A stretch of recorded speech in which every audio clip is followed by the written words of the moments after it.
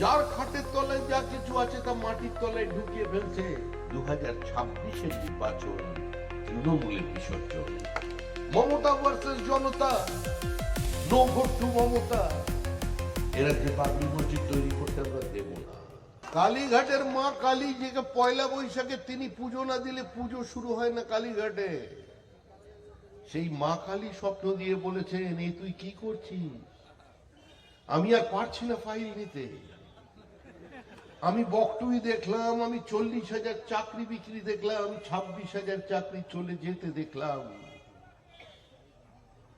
আমি কাটমানি দেখলাম, আমি সিন্ডিকেট দেখলাম, আমি দেবোত্তর সম্পত্তি লুট দেখলাম,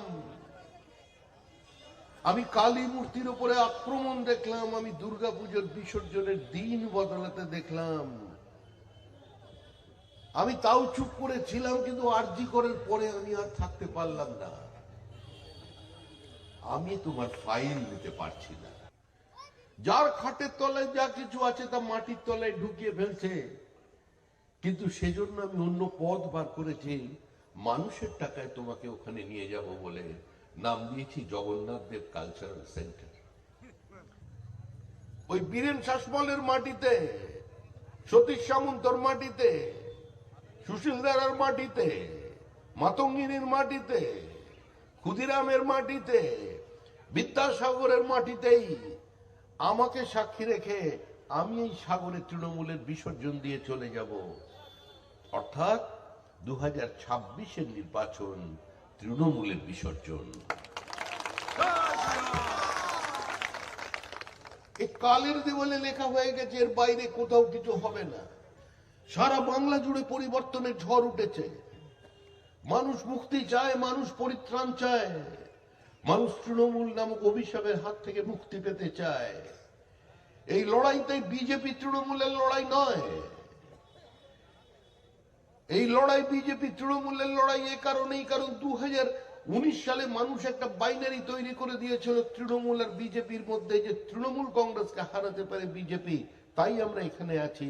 সিন্টু সেনাপতি আপনাদের সামনে আছেন, আমাদের প্রধান উপপ্রধানরা এখানে আছে। আসলে এই নির্বাচনের লড়াই হচ্ছে তৃণমূল কংগ্রেসের সঙ্গে মাটি মানুষের লড়াই।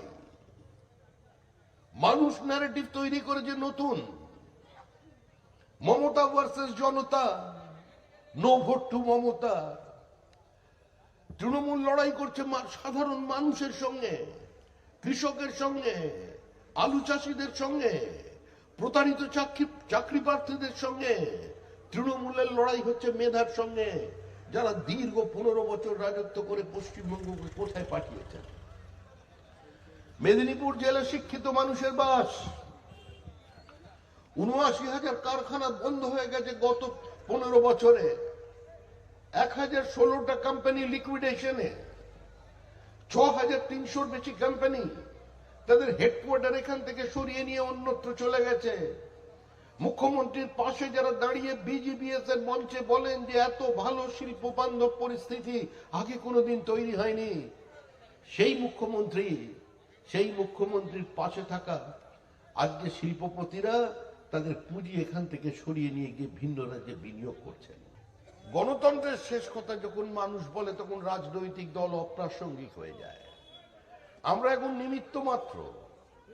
আমরা এখন ওই সেজে গুজে আপনাদের সামনে পদ্মফুল প্রতীকটা নিয়ে দাঁড়িয়ে আছি, কারণ দেশের প্রধানমন্ত্রী নরেন্দ্র মোদী বলে দিয়ে গেছেন যে পশ্চিমবঙ্গের সার্বিক উত্থান চাই।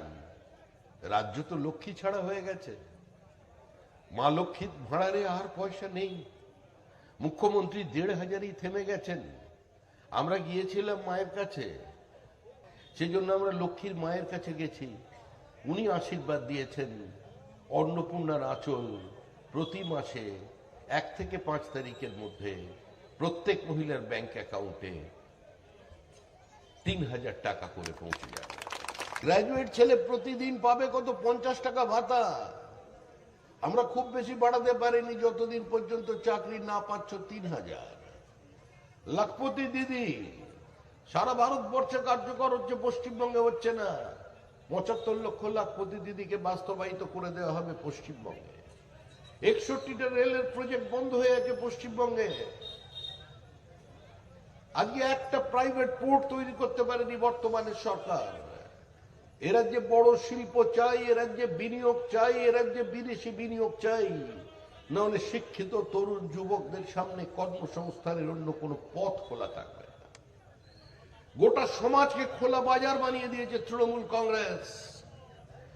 একটা লুম্পেন প্রলেতারিয়েতের আপসার্জ হয়েছে এখন সমাজের মধ্যে, একটা লুম্পেন ক্যাপিটাল উঠে এসেছে, যা দিয়ে পশ্চিমবঙ্গের সার্বিক সমাধান কোনোদিন সম্ভব নয়।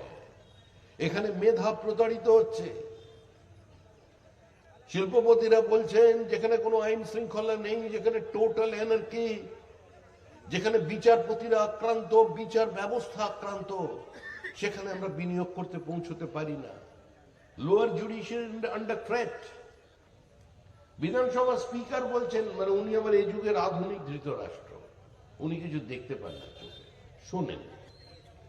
উনি বলছেন যে রাজ্যপালকে যদি আসতে হয় বিধানসভায়, ওনার পারমিশন নিয়ে আসতে হবে, জানিয়ে আসতে হবে। কলকাতা বিশ্ববিদ্যালয়ের উপাচার্য বলছেন রাজ্য সরকার চায় না আপনি এখানে আসুন, তাই রাজ্যপালের জন্য বিশ্ববিদ্যালয়ের দরজা বন্ধ। এই পরিস্থিতির মধ্যে পশ্চিমবঙ্গ এগিয়ে চলেছে। আজকের বাইরে আমাদের বেরোতে হবে। আধুনিক পশ্চিমবঙ্গ, তরুণ প্রজন্মের জন্য, তাদের সুস্থভাবে বাঁচার জন্য একটা উন্মুক্ত বহুত্ববাদের পরিবেশ নিয়ে এক পশ্চিমবঙ্গ, রক্তপাতহীন নির্বাচনের তৈরি করার মতো একটা পশ্চিমবঙ্গ, যে যার মতো করে কথা বলবে, যার ইচ্ছা সে নরেন্দ্র মোদীর সমালোচনা করবে, পথে দাঁড়িয়ে প্রতিবাদ করবে, কিন্তু এ রাজ্যে বাবরি মসজিদ তৈরি হবে না। এ রাজ্যে বাবরি মসজিদ তৈরি করতে আমরা দেব না। বাংলা হান্টের আরো খবর দেখতে নজর রাখুন। বাংলা খবর মানেই বাংলা হান্ট।